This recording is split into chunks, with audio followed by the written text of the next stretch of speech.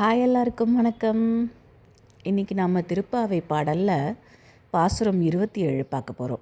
கூடாரை வெல்லும் சீர்கோவிந்தா உந்தனை பாடி பறைகொண்டு யாம்பெரு சம்மானம் நாடு புகழும் பரிசினால் நன்றாக சூடகமே தோள்வளையே தோடே செவிப்பூவே பாடகமே என்றனைய பல்கலனும் யாமணிவோம் ஆடை உடுப்போம் அதன் பின்னே பால் சோறு மூட நெய் பெய்து முழங்கை வழிவார கூடியிருந்து குளிர்ந்தேலோர் எம்பாவாய்.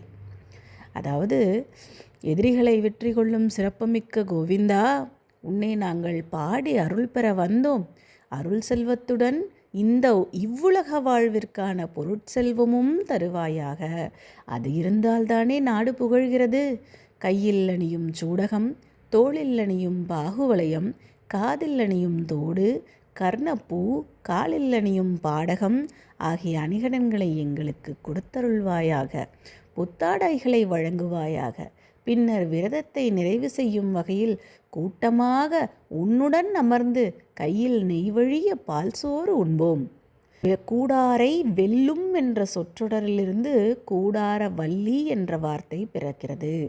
இப்பொழுது பெருமாள் கோவில்களிலும் வைணவர்களின் வீடுகளிலும் கூடாரவள்ளி விழா சிறப்பாக கொண்டாடப்படுகிறது.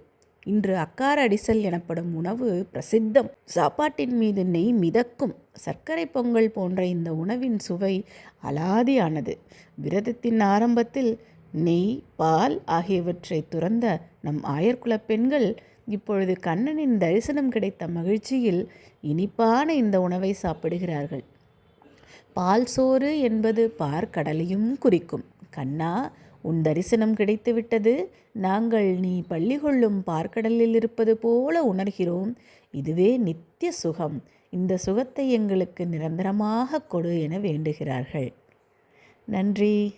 அடுத்த பாடலில் சந்திப்போமா?